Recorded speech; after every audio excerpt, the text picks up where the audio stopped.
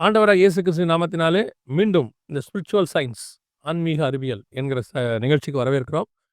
நம்ம கூட பிரதர் வந்திருக்கிறாங்க. ஏற்கனவே நம்ம இதில் ஒரு 6 எபிசோட் பார்த்துருக்கிறோம். அநேகருடைய ரெஸ்பான்ஸையும் நாங்கள் பார்த்துட்டு இருக்கிறோம். அதுக்கு இப்போ நாம் ஒரு மிக முக்கியமான விஷயத்தை குறித்து நம்ம பிரதர்கிட்ட கேட்க போகிறோம். அதுக்கு முன்னாடி நான் எப்போவும் சொல்கிற மாதிரி பிரதருடையதான வாய்ஸ் ஆஃப் பைபிள் அப்படின்னு ஒரு சேனல் இருக்குது. அதுலேயும் இந்த ப்ரோக்ராம்ஸ்லாம் வருது, தெலுங்கில் வருது, அந்த 2 லாங்குவேஜ்லேயும் இருக்குது. நீங்கள் போய் பார்க்கலாம். வாங்க நம்ம பிரதரை சந்திப்போம். Praise Lord. Praise Lord. எப்படி இருக்கீங்க? நல்லா இருக்கேன். நீங்கள் எப்படி இருக்கீங்க? காட்ஸ் கிரேஸ் நல்லா இருக்கிறோம். இந்த நிகழ்ச்சியை கர்த்தர் அநேகருக்கு பயன்படுத்திட்டு இருக்கிறாரு. நான் இப்போ இந்த பார்க்குற க்ரௌட் உடைய கமெண்ட்ஸ் அந்த மாதிரி சில விஷயங்கள்லாம் பார்க்கும் பொழுது ஒரு ஒரு புரிதல், இந்த விஷயம் அவங்களுக்கு போகுதுங்கிறது நம்ம நல்லா அண்டர்ஸ்டாண்ட் பண்ண முடியுது. ஏன்னா அவங்களோட கமெண்ட்லேயே அவங்க சொல்லக்கூடிய விஷயங்க எவ்வளோ தூரம் அவங்க அதை புரிஞ்சிருக்கிறாங்கன்றதை நம்மளால் பார்க்க முடியுது. Praise God. I think God நியமித்த விஷயம் நடந்துட்டு இருக்க மாதிரி தான் எனக்கு தெரியுது. Understand that. அதே மாதிரி நிறைய நீங்கள் சொன்ன மாதிரி கமெண்ட்ஸை பார்க்கும்போதும் ஒரு பாயிண்ட் இதில் ஆட் பண்ணணுன்னு நான் நினைக்கிறேன். என்னென்னா நிறைய ஃபார் எக்ஸாம்பிள் இப்போ ஜென்ரேஷன் ஜியை நம்ம ஃபோக்கஸ் பண்ணி பண்ணுறோம், யூத்தை ஃபோக்கஸ் பண்ணி பண்ணுறோம். நிறைய பேர் என்ன யோசிப்பாங்க, எஸ்பெஷலி ஒரு டீச்சர் இருக்காருன்னு வச்சுக்கோமே, சில விஷயங்கள் காமன் சென்ஸ் தானே, இது தெரியாதா அப்படிங்கிற மாதிரி மனப்பக்குவம் நிறைய பேருக்கு வரதுக்கு வாய்ப்பு இருக்குது. ஒரு ப்ரீச் பண்ணுறவங்களுக்கு, ஒரு பாஸ்டராக இருக்காரு, அந்த மாதிரி அவங்களே அசீவ் பண்ணிப்பாங்க. ஆமாம். ஏன்னா அவங்க லெவலுக்கு அது சிம்பிளாக இருக்கும். இன்னொன்று என்னென்னா, அவங்க ஒரு ஃபீல்டில் நல்லா ஸ்ட்ராங்காக நம்மகிட்ட பேசுகிறத வச்சுட்டு இவங்களுக்கு எல்லாமே தெரியுங்கிற முடிவுக்கு நம்ம வந்துடுவோம். நான் ஏற்கனவே ஒரு டாப்பிக்கில் கூட பேசியிருக்கோம். அதாவது ஃபிசிக்ஸில் நல்லா இருக்கிற சயின்டிஸ்ட்டு கெமிஸ்ட்ரியில் கரெக்டாக இருப்பார்னு நம்ம சொல்ல முடியாது. அதே அளவுக்கு இன்டெலெக்சுவலாக அதில் இருப்பார்னு நம்ம சொல்ல முடியாது. இன்னும் சொல்லப்போனால் அவங்களுக்கு கெமிஸ்ட்ரி 0 கூட இருக்கலாம் இல்லையா? அந்த மாதிரி நிறைய விஷயங்கள் நம்ம சிலரை பார்க்கும்போது இவங்களுக்கு தெரிஞ்சிருக்கும், இவங்க புரிஞ்சிருப்பாங்க, இவங்களுக்கு தெரியும், தெரிஞ்சிருக்கும், புரிஞ்சிருக்கும், இவங்களுக்கு தெரியும் அப்படிங்கிற கான்செப்டில் பார்ப்போம். பார்த்தா அவங்களுக்கு அந்த விஷயம் தெரியாமல் இருக்க வாய்ப்பு இருக்குது நிறைய. ஆமாம். எதனால் இதை நான் சொல்கிறேன் அப்படின்னா, 2 எபிசோட் முன்னாடி 5th எபிசோடில் ஏன் விசுவாசிக்கணும், ஏன் விசுவாசம் ஒரு நம்பிக்கை அவசியம் அப்படிங்கிறத பற்றி பேசணும். அதை நான் கெஸ் பண்ண மாதிரி கமெண்ட்ஸ் நிறைய வந்திருந்தது. நல்லா ஒரு கிளாரிட்டி கிடச்சிச்சின்னு போட்டிருந்தாங்க. என்னுடைய அண்டர்ஸ்டாண்டிங் ஏபிசிடியிலேருந்தே நம்ம ஆரம்பிக்கிறது பெஸ்ட்டு. எதாக இருந்தாலும் ஓகே. இவங்களுக்கு இது தெரிஞ்சிருக்கும் அப்படின்னு நினச்சி நம்ம போக முடியாது, போகக்கூடாது. ஓகே. அது எஸ்பெஷலி இந்த ஜென்ரேஷனுக்கு அவங்களுக்கு இன்ஸ்டாகிராம், ஃபேஸ்புக்கில் காமன் சென்ஸில் எல்லாமே தெரியும். ஓகே. அது எப்படி யூஸ் பண்ணுறதுன்னு கேட்டிங்கன்னா, அதெல்லாம் பேசிக் காமன் சென்ஸ் இன்றைக்கி இருக்க குழந்தைக்கு. ஆனால் ஸ்பிரிச்சுவாலிட்டியில் காமன் சென்ஸ் தெரியாமல் இருக்கக்கும் சான்ஸ் இருக்குது. ஸோ இதை நீங்கள் சொல்கிறது இன்னைக்குள்ள ஜென்ரேஷனுக்கு சொல்கிறீங்க. ஆமாம், ப்ரைமர்லி இந்த இன்றைக்கி இருக்க ஜென்ரேஷன், மேபி யூத்து. ஏன்னா சில இடத்துல பவுல் சொல்கிறாரு, உங்களுக்கு இதெல்லாம் தெரியும் நம்பி நான் பேசுகிறேன் அப்படிங்கிறாரு. அப்படி பார்க்கும்பொழுது அவங்களுடையதான ஸ்பிரிச்சுவல் ஸ்டாண்டர்டு, அவங்க வளர்ந்த விதம் எல்லாத்தையும் வச்சுக்கிட்டு அந்த சபைக்கு எழுதும்போது அப்படி எழுதுறாரு. இதை பற்றி நான் உங்களுக்கு சொல்ல வேண்டியதில்லை, நீங்கள் காலத்தை பார்த்தா போதராக இருக்க வேண்டியவங்க அப்படின்லாம் எழுதுறாரு. ஸோ நாம் கான்சன்ட்ரேட் பண்ண வேண்டியது இந்த ஜென்ரேஷன். நாம் இந்த ப்ரோக்ராம் முழுக்க முழுக்க யூத்ஸுக்கும் ஜென்சிக்கும். ஸோ அப்படி இருக்கும்போது இவங்கள நம்ம அண்டர்ஸ்டாண்ட் பண்ணியிருப்பாங்க தியாலஜியில் எல்லாம் அப்படின்ற நம்பிக்கையோடு போக முடியாது. ஸோ இவங்கள பேசிக்காக மேலே கொண்டு போகிறது தான் யூஸ்ஃபுல்லாக இருக்கும் இல்லையா? ஆமாம். ஏன்னா நம்ம சில நேரம் பேசுகிற சில டாபிக்ஸ் சில பேர் யோசிப்பாங்க, இதெல்லாம் தெரியாதாங்க, இதெல்லாமா உட்காந்து நீங்கள் பேசிகிட்டு இருக்கீங்க அப்படிங்கிற மாதிரி சில பேர் யோசிக்கலாம். ஆனால் இந்த ஜென்ரேஷனுக்கு அது கட்டாயமாக தேவை. ஏபிசிலேருந்து சொல்லி கொடுத்தா அவங்க நல்லா புரிஞ்சுக்குவாங்க. நான் எப்படி நினைக்கிறேன்னா, உங்கள் மூலயமா நம்ம பேசிகிட்டு இருக்க விஷயங்கள் எல்லாமே ஆவியானவர் நடத்துகிற விதத்தில் தான் இருக்குது. அவர் எப்படி ரீச் பண்ணுறாரு அப்படிங்கிறத நான் பார்க்குறேன். அப்போது ஒரு பேசிக் லெவல்லேருந்து நம்மளை செய்ய சொல்கிறாருன்னா அதுக்கும் ஒரு ரீசன் இருக்குன்னு தான் நான் விசுவாசிக்கிறேன். சரி, இன்றைக்கி நம்ம என்ன பிரதர் பார்ப்போம்? ஸோ லாஸ்ட் எபிசோட கண்டினியூஷன். லாஸ்ட் எபிசோடில் எங்கே முடித்தோம் அப்படின்னா, அட்டானமிக்கும் அந்த 2 மரத்துக்கும் என்ன சம்மந்தம் அப்படிங்கிறத பற்றி முடித்தோம். ஒரு சின்ன ஒரு 2-3 லைன் ரீகேப் சொல்லணும் அப்படின்னு பார்த்தீங்கன்னா, கடவுள் மனுஷனுக்கு என்ன கொடுத்தார் அப்படிங்கிறத எந்த வசனத்துலேருந்து தியானிக்க ஆரம்பித்தோன்னா, ஆதியாகமம் 1:27. தேவன் தம்முடைய சாயலாகவே மனுஷனை சிருஷ்டித்தார், அவனை தேவ சாயலாகவே சிருஷ்டித்தார், ஆணும் பெண்ணுமாக அவர்களை சிருஷ்டித்தார். ஸோ இதில் ஒரே ஒரு பாயிண்ட் மட்டும் நம்ம எடுத்துக்கிறோம். எப்படி கடவுள் ஒரு அட்டானமஸ் பீயிங்கோ, அட்டானமஸ் நிறைய பேர் கேட்டிருந்தாங்க, தமிழில் சொல்லுங்க அப்படின்ட்டு.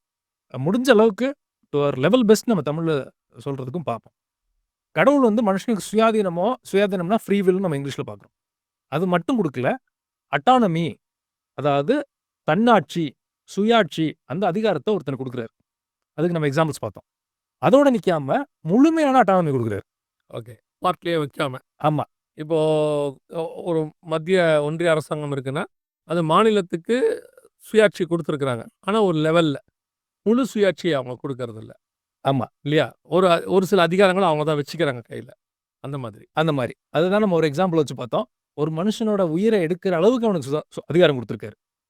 அதான் அப்சல்யூட் அட்டானமி ஆர் முழுமையான தன்னாட்சி, சுயாட்சி. இதான் உரிமை அவனுக்கு குடுத்தது. இதோட நிக்கல. இன்னொன்னு பார்த்தோம். இதுக்கு அடுத்தது வந்து இந்த முழுமையான ஆட்சி செய்கிற அதிகாரம். இந்த உலகத்தின் மேல அவனுக்கு ஆட்சி செய்த அதிகாரத்த மொத்தத்தையும் அவன் கையில குடுத்துட்டாரு. ஆண்டு கொள்ளுங்கள்னு அவர்ட்ட சொல்ட்டாங்க. ஆண்டு கொள்ளுங்கள்னு சொல்லிட்டு அதுக்கு ஒரு எக்ஸாம்பிள்ஸ்லாம் பார்த்தோம். இதோட லாஸ்ட் டைம் நிப்பாட்டணும். ஓகே.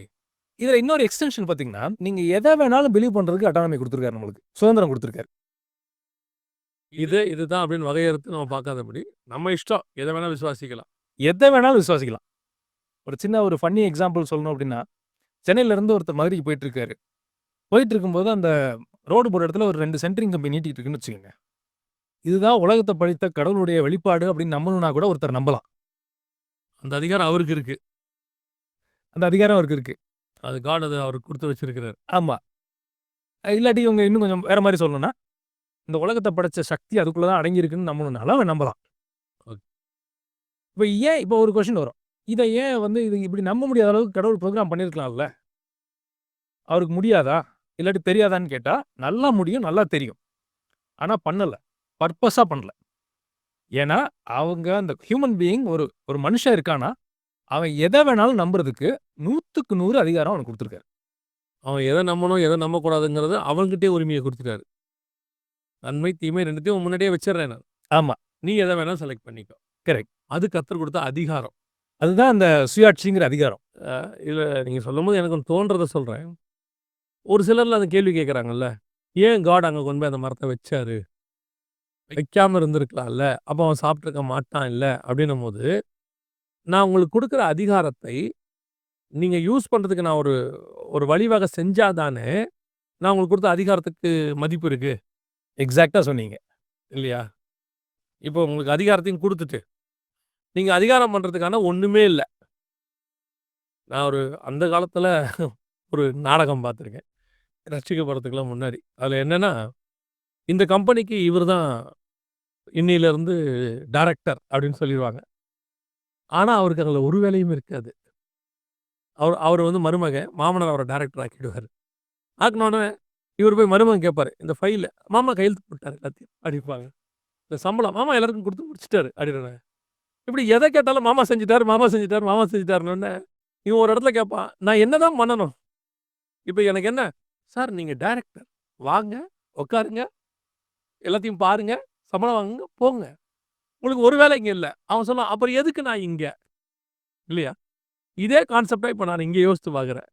அழகா சொன்னீங்க. அதுக்கு தான் இப்ப ஆக்சுவலி வரோம் நம்ம. ஓகே. இப்ப இவங்க கேட்பாங்க இல்லையா? அதாவது வச்சா திம்பான்னு தெரியும்ல. வச்சும் தெரிஞ்சு வச்சாரா? இதுதான் நம்ம போன எபிசோட்ல இந்த கொஸ்டின்ஸ்லாம் வச்சு ஆரம்பிச்சோம். ஏன் வச்சாரு 2 விஷயம், 2 மரத்த அப்படின்னு கேட்டீங்கன்னா, நீங்க சொன்ன மாரி 2 மரம் கிடையாது. அது 2 சாய்ஸ். அந்த தேர்வு எடுக்கிறதுக்கு சுதந்திரம் குடுக்குறாரு. ஆப்ஷன் 1 அதாவது சாய்ஸ் நம்பர் 1, சாய்ஸ் நம்பர் 2. 1 வந்து ஒரு மரத்தின் பேரு ஜீவ விருட்சம். அது ட்ரீ ஆஃப் லைஃப் அப்படின்னு நம்ம பார்க்குறோம். இன்னொரு மரத்து பேரு ட்ரீ ஆஃப் டெத்துன்னு நான் அத சொல்லுவேன். ஓகே. அப்படிதான் சொல்லியிருக்கேன். ஏன்னா, அத புசிக்கும் நாளிலே நீங்க சாகவே சாவீர்கள் அப்படின்னு ஆண்டவர் சொல்றாரு. இது 2யும் அவனுக்கு குடுக்குறாரு. ஏன் குடுத்தாரு அப்படின்னா, சிம்பிள். இந்த அட்டானமி எக்ஸர்சைஸ் பண்றதுக்கு, இந்த தன்னாட்சிய பிரயோகப்படுத்துறதுக்கு உங்களுக்கு சாய்ஸ் குடுத்தே ஆகணும். ஒருவேளை சாய்ஸ் இல்லாம, ஆப்ஷன் இல்லாம தன்னாட்சி அதிகாரம் குடுத்தா, அந்த அதிகாரத்துக்கு மீனிங்கே கிடையாது. இப்ப நீங்க சொன்னீங்க இல்லையா? எக்ஸாக்ட்லி. ஃபார் எக்ஸாம்பிள் இத இன்னொரு எக்ஸாம்பிள் வச்சு பார்ப்போம். ஏன்னா இது ரொம்ப ரொம்ப முக்கியம் ஆக்சுவலி. இப்ப வந்து ஒரு எலக்ஷன் வைக்கிறாங்க. நம்ம போன எபிசோட்ல பார்த்தோம். பர்சனல் அட்டானமி தான் டெமோக்ரஸியோட ஃபவுண்டேஷனே. இப்ப நம்ம இந்த லாஸ்ட் 300 வருஷமா இருக்க டெமோக்ரஸியோட ஃபவுண்டேஷனே பர்சனல் அட்டானமி தான். அந்த டெமோக்ரஸியோட இன்னொரு ஃபவுண்டேஷன் பார்த்தீங்கன்னா எலக்ஷன். நான் ஏன் இஷ்டப்பட்டவர நானே தேர்ந்தெடுத்துக்கிறேன். ஆமா. எலக்ஷனுக்கு நீங்க ஓட்டு போடுறீங்க. எலக்ஷன் பேலட்ல ஒரே ஒரு வேட்பாளர் தான் இருக்காரு. ஆனா நீங்க ஓட்டு போடணும். இப்ப எலக்ஷன் மீனிங்லெஸ். ஆமா. சட்டப்படி ஒரு எலக்ஷன் நடத்தினாலும் கூட, அந்த எலக்ஷன் ஏன்பா நடத்தணும்? எல்லாரும் அதான் கேள்வி தானே கேட்பாங்க. அட ஏன்பா ஒரு ஆள் நிக்கிறான் இவனுக்கு போய் எலக்ஷன் பண்ணிக்கிட்டு அப்படின்னா, இப்ப இதுல இருந்து நம்மளுக்கு ஒரு விஷயம் கிளியரா புரியுது. மனுஷனுக்கு தன்னாட்சி, சுயாட்சி இதெல்லாம் ஆண்டவர் குடுத்தாருன்னா, கட்டாயமா சாய்ஸ்ங்கிறத குடுத்தே ஆகணும். சாய்ஸ் குடுக்காத பட்சத்தில், நீங்க அந்த உரிமை குடுத்ததுக்கு மீனிங் கிடையாது. இதுல ரொம்ப இன்ட்ரஸ்டிங்கான ஃபேக்ட் என்ன அப்டின்னா, இத ஆதியாகமத்துல மட்டும் நீங்க பார்க்க மாட்டீங்க. அக்ராஸ் த பைபிள் மொத்தத்திலயும் நீங்க இத பார்க்கலாம். 3 காலமா பிரிச்சுக்கோமே. Creation and mid times, end டைம்ஸ்னு வச்சுக்குவோம். இத 3லயுமே பார்க்கலாம். ஃபர்ஸ்ட் வந்து கிரியேஷன் டைம்ல 2 மரத்த வைக்கிறார். இப்போ வந்து ஓல்ட் டெஸ்டமென்ட் காலத்துல பார்ப்போம். உபாகமம் 30:19 நான் ஜீவனையும் மரணத்தையும், ஆசீர்வாதத்தையும் சாபத்தையும் உனக்கு முன் வைத்தேன் என்று உங்கள் மேல் வானத்தையும் பூமியையும் என்று சாட்சி வைக்கிறேன். ஆகையால் நீயும் உன் சந்ததியும் பிழைக்கும்படி நீ ஜீவனை தெரிந்து கொண்டு. அங்கேயும் அவரு அந்த சாய்ஸ குடுக்குறாரு. அந்த தேர்வெடுக்கிற உரிமைய குடுக்குறாரு. ஆமா. ஜீவனையும் வைக்கிறாரு, மரணத்தையும் வைக்கிறாரு. வச்சுட்டு அவர் சொல்றாரு, எது கரெக்ட் ஆன்ஸர்ங்கிறதையும் சொல்ட்டாரு. ஜீவன தேர்ந்தெடுத்தீங்கன்னா உங்களுக்கு நல்லது. மரணத்த தேர்ந்தெடுத்தீங்கன்னா உங்களுக்கு கெட்டது. இதே மாரி ஒரு காரியத்தையும் உபாகமம் 13ல சொல்றாரு. அவர் என்ன சொல்றாரு, உங்களுக்குள்ளே ஒரு தீர்க்கதரிசி எழும்பி, நான் சொல்றேன்னு சொல்லி, ஒரு அடையாளத்தையும், அற்புதத்தையும் சொன்னாலும், அவன் சொன்னபடி நடந்தாலும், அவனை நம்பாதிருப்பீர்களாக. ஏன் அப்படின்னு கேட்டீங்கன்னா, உங்கள் தேவனாகிய கர்த்தரை நீங்கள் முழு இருதயத்தோடும், முழு ஆத்மாவோடும் ஆ நேசிக்கிறீர்களோ இல்லையோ என்று அவர் சோதிக்கிறாராம். அவர முழு இதயத்தோடும், முழு பலத்தோடும் அவர நீங்க வந்து பின்பற்றுகிறீங்களா இல்லையாங்கிறத அவர் சோதிச்சு பார்க்குறாரு அப்படின்னு இருக்கு. ஸோ அப்ப இந்த சுயாட்சிய குடுத்துட்டு ஒரு சோதனை இந்த மாரி ஒரு விஷயத்த வச்சா தான், அந்த சுயாட்சிய வந்து நம்ம எவ்வளோ கரெக்ட்டா பயன்படுத்துறோம் அப்படிங்கிறதுக்கு நம்ம இந்த இடத்துல நம்ம அந்த அந்த அந்த ஆப்ஷன யோசிக்கவே முடியும் உங்களால. இது ஒரு பழைய ஏற்பாட்டுல பார்க்கிறோமா? புதிய ஏற்பாட்டுல பார்ப்போம். வெளிப்படுத்தல்ல. வெளிப்படுத்தல் 22:11 அநியாயம் செய்கிறவன் இன்னும் அநியாயம் செய்யட்டும். அசுத்தமா இருக்கிறவன் இன்னும் அசுத்தமா இருக்கட்டும். நீதி உள்ளவன் இன்னும் நீதி செய்யட்டும். பரிசுத்தம் உள்ளவன் இன்னும் பரிசுத்தமாகட்டும். அங்கேயும் அந்த ஆப்ஷன குடுத்திருக்காரு. அக்ராஸ் தி பைபிள் ஆதியாகமத்துல இருந்து பழைய ஏற்பாடு, புதிய ஏற்பாடு வரைக்கும் இந்த சாய்ஸ்ங்கிறது ரொம்ப ரொம்ப கிளியரா இருக்கும்.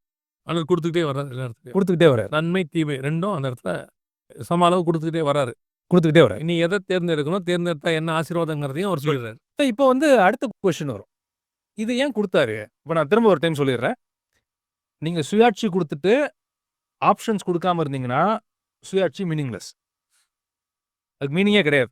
ஆப்ஷன் குடுத்தா தான், அத தேர்ந்தெடுக்கிற உரிமை குடுத்தா தான், அந்த சுயாட்சிங்கிற கெப்பாசிட்டிக்கே மீனிங் உண்டு. அர்த்தம் உண்டு. ஒருவேள அத குடுக்காம விட்டா, நீங்க வந்து ஆப்ஷன் குடுக்காம ஒரு என்ன சொல்றது? ஒரு சுயாட்சி ஆட்சி செய்ற அதிகாரமையும் குடுத்துட்டு, ஆப்ஷன் குடுக்காம விட்டா, அது நீங்க குடுத்ததுக்கு மீனிங்கே கிடையாது. ஒரு ஒரு அரசியல் தலைவர் சொன்னது எனக்கு ஞாபகத்துல வருது. மத்திய அரசாங்கம் வந்து எல்லா காரியத்தையும் அவங்க கையில வச்சுக்கிட்டாங்க. ஒரு ஒரு உதாரணத்துக்கு ஜனவரி 26க்கும், ஆகஸ்ட் 15க்கும் அவங்க ஏத்துறாங்க. ஸோ அப்படி ஏத்தும்போது, அவரு கேட்டாரு, "நாங்க முதலமைச்சர்லாம் என்னதான் பண்றதுங்க? டிசம்பருக்கு நீங்களே ஜனவரிக்கு நீங்களே ஏத்துறீங்க. ஆகஸ்ட்டுக்கு நீங்களே ஏத்துறீங்க. நாங்க வரோம் பார்க்குறோம். அப்ப எங்களுக்குன்னு என்ன அதிகாரம்? எங்களுக்கு ஒரு அதிகாரத்த குடுங்க. அப்ப அந்த ஆப்ஷன் அங்க எங்களுக்கு ஒண்ணு குடுங்கன்னு கேட்குறாங்க." அப்புறம் ஆட்டோமேட்டிக்கா எல்லாரும் ஆகஸ்ட் 15 கொடியேத்துறதுக்காக முதலமைச்சருக்கு அதிகாரம் கொடுக்கப்பட்டது. ஓகே. ஸோ இப்ப அந்த ஆப்ஷன் எனக்கு ஒண்ணு வேணும்னு அவங்க கேட்குறாங்க. அப்பதான் நாங்க இருக்கிறோன்றதுக்கான அதிகாரமே இருக்கு. எல்லாத்தையுமே நீங்க பண்ணிட்டு எங்கள மட்டும் அங்க வச்சுக்கினா அதுல என்ன பிரயோஜனம் இருக்கு அப்படின்னு அவங்க சொல்றாரு. ஓகே. இப்ப அடுத்த கொஸ்டின் இவங்க கேட்பாங்க. இத எதுக்கு தெரிஞ்சும் குடுத்தாரு? இதெல்லாம் வந்து தப்பாகும்னு இவருக்கு தான் தெரியும்ல. தெரிஞ்சும் ஏன் இந்த சுயாதீனமோ, சுயாட்சியோ மனுஷனுக்கு குடுக்கணும்? அப்படின்னு அடுத்த கொஸ்டின் கேட்பாங்க. கண்டிப்பா. இதுல நம்மளுக்கு ஒரு விஷயம் நல்லா புரிஞ்சுக்க வேண்டியது, காட் எது பண்ணாலுமே நீங்க போன எபிசோட்ல சொன்னீங்க. ஒரு கமா வச்சாருன்னா கூட, அதுக்கு ஒரு காரணம் இல்லாம வைக்கவே மாட்டார். 100%. அதுல மாற்று கருத்தே இல்ல. காட் எதுக்கு குடுத்தாரு இந்த சுயாட்சிய? இந்த அதிகாரத்த மொத்தத்தையும் ஏன் மனுஷனுக்கு குடுத்தாரு? அப்படின்னா, அதுக்கு ஒரு காரணம் இருக்கு. அது என்னன்னு பார்த்தா, இயேசு கிறிஸ்து வந்து கேட்குறாங்க, எது வந்து ஹையஸ்ட் கமாண்ட்? பழைய ஏற்பாட்டு சட்டங்கள்லயே மிக முக்கியமான சட்டம் எது? மிக முக்கியமான கடவுளுடைய நியமம் எது அப்படின்னு கேட்கும்போது ஆண்டவர் சொல்றாரு. நம்ம இத வாசிக்கிறோம். மத்தேயு 22:36ல ஒருத்தர் கேட்கிறாரு. போதகரே, நியாயப்பிரமாணத்திலே எந்த கற்பனை பிரதானமானது என்று கேட்டான். இயேசு அவனை நோக்கி, உன் தேவனாகிய கர்த்தரிடத்தில் உன் முழு இருதயத்தோடும், உன் முழு ஆத்மாவோடும், உன் முழு மனதோடும் அன்பு கூர்வாயாக.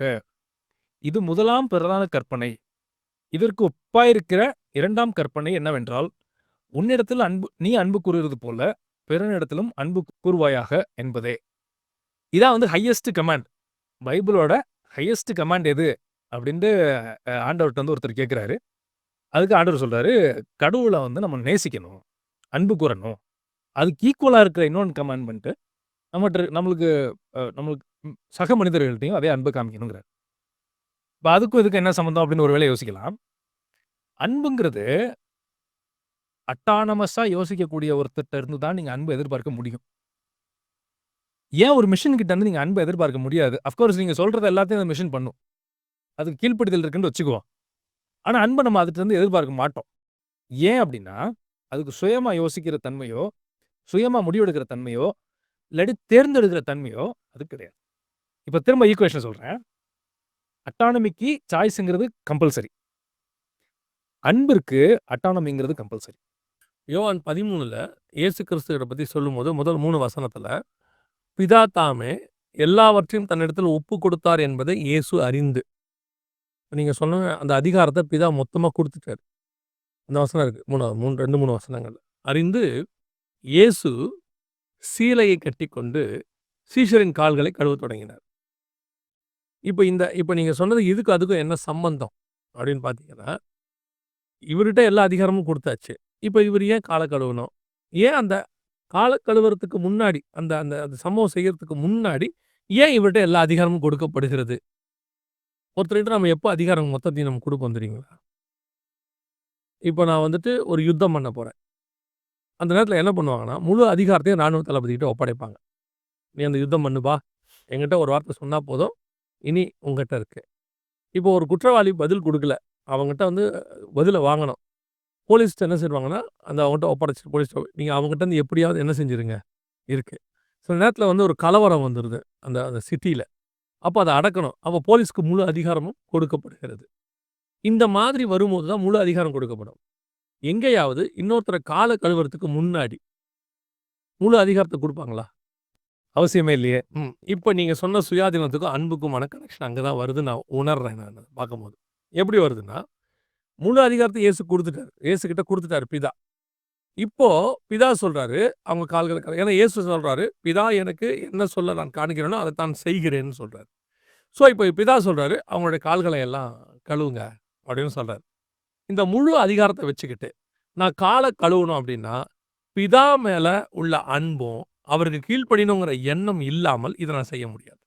வாய்ப்பே இல்ல. வாய்ப்பே இல்ல. ஸோ, நான் எவ்வளவுக்கு எவ்வளவு இவர நேசிக்கிறேனோ, அவ்வளவுக்கு அவ்வளவு இவர் சொல்றதுக்கு நான் கீழ்ப்படிவேன். அதுல ஒண்ணு, இவரு என்ன என்கிட்ட அதிகாரத்த குடுத்து, நான் என்ன இது பண்ணாலும், ஆனா அவர் சொல்றத நான் செய்வேன். ஸோ, சுயாதீனத்தையும் நான் கரெக்ட்டா யூஸ் பண்றதுங்கிறது, இவர் மேல வச்சிருக்கிற அன்ப பேஸ் பண்ணி தான் இருக்கு. கரெக்ட்டா? அழகா சொன்னீங்க நீங்க. இல்ல எக்ஸாக்ட்டா சொன்னீங்க. இதோட எக்ஸ்பான்ஷன் தான், பிதா எல்லா அதிகாரத்தையும் குடுத்துட்டு, போய் சிலுவைய தூக்கிட்டு போங்கிறாரு. நீங்க எல்லாருக்காக அடி வாங்குங்க. முகத்துல துப்பு வாங்கிக்கங்க. சரீரத்த அடிக்க ஒப்பு கொடுங்க. இதெல்லாம் சொல்ல, சொல்ல இவர் செஞ்சுக்கிட்டே இருக்காரு. முழு அதிகாரமும் இவர் கையில இருக்கு. பிதா எல்லாவற்றையும் ஒப்புக் கொடுத்தார். அதே அதிகாரத்துல இருக்கு. நியாய தீர்ப்பு செய்யும் அதிகாரத்தை பிதா தாமே இயேசுகிட்ட ஒப்புக் குடுத்துட்டாராம். இவன் தப்பு பண்ணா, அவன நியாயம் தீர்க்கிற அதிகாரம் யார்ட்ட இருக்கு? இயேசு கிறிஸ்துட்ட இயேசு இருக்கு. கிறிஸ்துட்ட இருக்கு. பிதாவுக்கு என்ன ஆசைன்னா, இவங்கள மன்னிக்கணுங்கிறது. இப்ப இவர்கிட்ட மொத்த அதிகாரத்தையும் குடுத்துட்டு, அவங்கள இவர் அடிக்க வச்சுட்டு, இப்ப பிதா இவர்கிட்ட என்ன எக்ஸ்பெக்ட் பண்றாருன்னா, அவங்கள மன்னிச்சிருங்கிறாரு. அப்ப இந்த சுயாதீனத்தினுடைய அர்த்தம் என்ன? இவ்ளோ என்கிட்ட நீங்க குடுத்துட்டீங்க. அவன்கிட்ட அடி வாங்க சொல்றீங்க. அவன் துப்புவான் நான் வாங்கிக்கிறேன். அவன மன்னிக்கவும் செய்ய சொல்றீங்க. நான் மன்னிக்கவும் செய்றேன். அப்ப இந்த அதிகாரத்துடைய அர்த்தம் என்ன? அப்படின்னும்போது, இந்த அதிகாரத்த நான் உங்க கையில குடுத்து, இவ்வளத்தையும் செய்ய சொல்லும்போது நீ செய்யும்போது தான், இந்த அதிகாரத்துக்கு நீ எவ்வளவு என்ன மதிப்பு குடுக்குற? எவ்வளவு தூரம் என்ன நேசிக்கிறன்றத நான் இத வச்சு தான் பார்க்க முடியும். அப்படின்னு நான் புரிஞ்சுக்கிறேன். கரெக்ட்டா அது? அழகா சொன்னீங்க. பெர்ஃபெக்ட்டா சொன்னீங்க. ரொம்ப எலாபரேட்டாவும் இத சொன்னீங்க. இந்த அதிகாரத்த தான் ஆதாம்ட்ட குடுத்தாரு ஆண்டவர். ஆதாம்ட்ட என்ன நெனச்சாரு அப்டின்னா, எனக்கு பிடிக்காத அவன் சாப்பிட மாட்டான். சாப்பிடக்கூடாது. ஆனா நான் அதுக்குன்னு உரிமை குடுக்காமலும் இருக்க முடியாது. ஏன்னா உரிமை குடுத்தா தான் அன்புங்கிறதுக்கே மீனிங்ஃபுல் இருக்கு. மீனிங்கே இருக்கு அப்பதான். அவன் சாப்பிடாம இருந்தா தான் அவன் என்ன நேசிக்கிறான்றத நான் புரிஞ்சுக்க முடியும். அதுதான் அர்த்தமே. இவனுக்கு இந்த சாய்ஸ நான் குடுக்காம இருந்தா, இவனுக்கு தன்னாட்சி சுதந்திரம் குடுத்ததுக்கு மீனிங் கிடையாது. ஸோ, அதனால மனுஷனுக்கு தன்னாட்சி செய்ற அதிகாரத்தையும் குடுக்குறாரு. அத எக்ஸர்சைஸ் பண்றதுக்கு 2 சாய்ஸையும் குடுக்குறாரு. நம்ம என்ன பண்றோங்கிறத இப்படியே பார்த்துட்டு இருக்காரு. அவர சூஸ் பண்றோமா? அவர நேசிக்கிறோமா? அன்பு கூர்றோமா? இல்லையா? அந்த என்வைரன்மென்ட்ட பெர்ஃபெக்ட்டா போட்டு குடுத்தாரு. இதுதான் காட் பண்ணத அந்த 2 சாய்ஸஸ்க்கு காரணமே. இந்த காரணத்த இயேசு அழகா நிறைவேத்தி முடிக்கிறார்ல. எவ்வளோ பெர்ஃபெக்ட்டா. பிலிப்பியர்ல வசனம் சொல்லும். அவர் தேவனுடைய ரூபமாய் இருந்தும், தற்சரூபமாய் இருந்தும், தேவனுக்கு சமமாய் இருந்தும், அதை கொள்ளையாடின பொருளாய் எண்ணாமல், முடிவு பரியந்தம் சிலுவையின் முடிவு பரியந்தம் தன்னை தாழ்த்தினார். இந்த சுயாதிகாரத்த குடுத்துட்டு, இந்த சாய்ஸ குடுக்குறாரு. நீ அவன நியாயத்தீர்க்கிற அதிகாரமும் உன் கையில இருக்கு. அவன மன்னிக்கிற அதிகாரமும் உன் கையில இருக்கு. 2ம் உன் கையில இருக்கு. நன்மை தீமை அறியத்தக்க கனியும் இருக்கு. ஜீவ விருட்சமும் இருக்கு.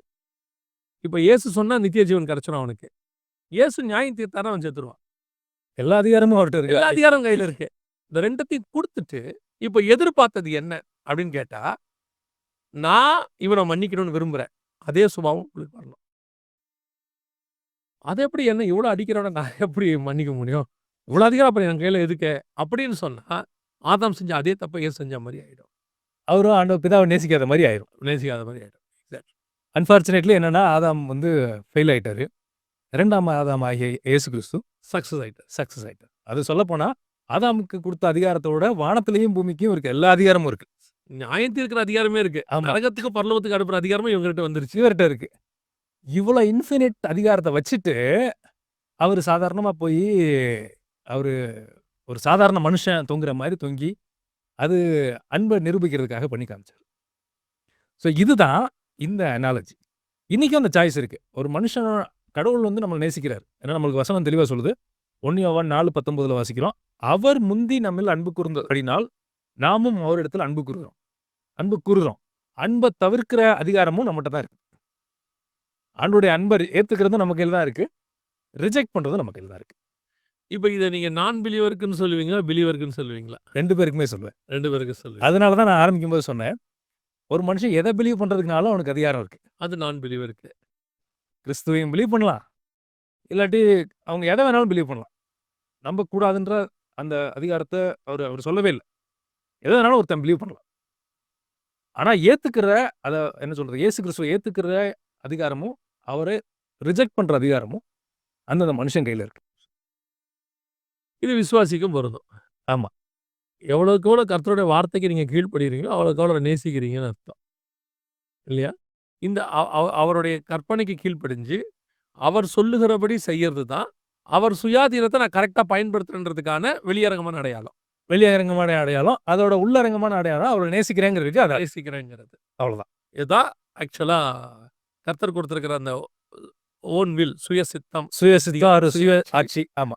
சுயாதீனம் எல்லாத்துக்குமான பேஸா இருக்கு இல்லையா? ஃபவுண்டேஷன். ஃபவுண்டேஷன். அப்ப இன்னைக்கு நம்முடைய ஒவ்வொரு காரியங்களையும் அன்றாட வாழ்க்கையிலிருந்து நான் பார்க்குறேன். ஸ்பிரிச்சுவாலிட்டி வரைக்கும் அல்லது மினிஸ்ட்ரி வரைக்கும் பார்க்குறேன். இந்த அதிகாரம் சரியாய் பயன்படுத்துறோமா? அதுதான் ஒரு பெரிய கொஸ்டின் மார்க் இன்னைக்கு. இல்லையா? பல இடங்கள்ல நம்முடைய மாம்சம் வெளிப்படுது. நம் சித்தம் வெளிப்படுது. எனக்கு ரொம்ப புடிச்ச ஒரு விஷயம். திருப்பி அதில தான் வரேன் ஆக்சுவலா. 13ஆம் அதிகாரத்தில இயேசு எல்லா அதிகாரத்தையும் குடுத்துட்டாரு. எல்லா அதிகாரத்தையும் குடுத்த பிறகு, ஒருத்தன் என்ன அடிக்க போறான், கொல்ல போறான், என்ன சிலுவையில ஏத்த போறாங்கிறதையும் இவருக்கு சொல்லிட்டாரு. இன்னைக்கு நைட்டு உன்ன புடிச்சு தூக்கிட்டு போறாங்க உங்கள, அப்படிங்கிறதையும் பரலோகம் சொல்லிருச்சு. போய் கெத்செமனேல ஜெபம் பண்ணும்போது, அந்த 100% அவர் ஆவியில இருக்கிறாரு. 100% மாம்சத்தில இருக்கிறாரு. இன்னும் ஏன்னா மாம்சத்தில இருந்தா தான் அந்த அடி வாங்குறது அர்த்தம் இருக்கு. கரெக்ட். ஸ்பிரிட்ல இருந்து அடி வாங்குனா அவங்களுக்கு அது பெரிய விஷயமே இல்லையே. இது லாஜிக் இல்ல. லாஜிக்கே இல்லல்ல. பெயின் அவருக்கு இருந்தா தானே அடி வாங்குனதுல அர்த்தம் இருக்கு. பிளட் வெந்தா தானே அர்த்தம் இருக்கு. அவர் கிழிக்கும்போது அவருக்கு வலிக்கணும்ல. வலிச்சா தான் நான் பாடு அனுபவிக்கிறேன்றதுக்கு அர்த்தம்.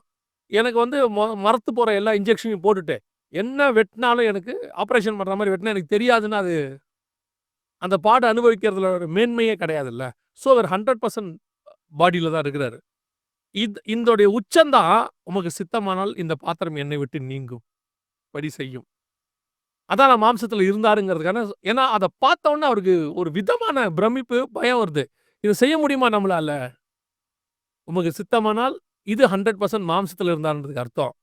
100% அவரை நேசிச்சாருன்றதுக்கு என்ன அர்த்தம்னா, யார் பிதாவை நேசிச்சாருன்றதுக்கு அர்த்தம்னா, ஆகிலும் என் சித்தத்தின்படி அல்ல, உம்முடைய சித்தத்தின்படி ஆகிறது. இப்ப என்கிட்ட எல்லா அதிகாரத்தையும் குடுத்துருக்கீங்க ஆண்டவரே. என்னால செய்ய முடியும். ஆனா, இத என்னால பண்ண முடியுமான்னு பயமாவும் இருக்கு. என்னால முடியுமான்னு தெரியல. ஆனாலும், நீங்க சொல்றத நான் செய்ய ரெடியா இருக்கேன். நீங்க என்ன சொல்றீங்க? உங்க இஷ்டப்படி மட்டும் என்ன செய்யுங்க.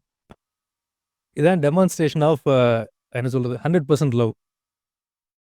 2த்தையும் ஒரே இடத்துல எக்ஸ்பிரஸ் பண்ணுவாரு அப்படியே. எனக்கு அது அப்படியே அத கேட்கும்போதெல்லாம், இதுல 0.00001% நம்ம லைஃப்ல எங்கேயாவது ஒரு இடத்துல செஞ்சுட்டோம்னா, அ அந்த தேவ சாயல்ல கொஞ்சமாவது வந்துரும்னு நினைப்பேன். இல்லையா? நம்ம இன்னைக்கும் பவுல் எழுதுறார் ரோமருக்கு எழுதும்போது. எனக்குள்ள இருந்து ஒரு பிரமாணம் போராடுகிறது.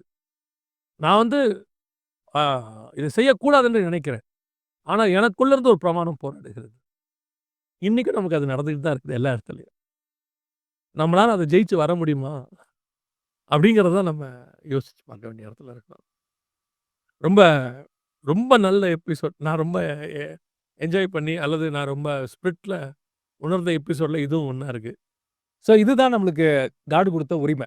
இது வந்து இந்த உரிமைய நம்ம யூஸ் பண்றதுக்கு அதிகாரத்த நம்ம கையில தான் குடுத்துருக்காரு. ஒண்ணு அவரு சொல்ற பேச்ச கேட்டு அவர நேசிக்கலாம். இல்லாட்டி நம்ம சுயத்த பேச்ச கேட்டு நம்மளோட விருப்பத்தையும் பண்ணலாம். இந்த 2 அதிகாரமே இன்னைக்கு நம்ம கையில இருக்கு. அந்த அந்த அந்த ஜீவ விருட்சத்த சூஸ் பண்றோமா? இல்லாட்டி மரண விருட்சத்த சூஸ் பண்றோமாங்கிறது நம்ம கையில தான் இருக்கு.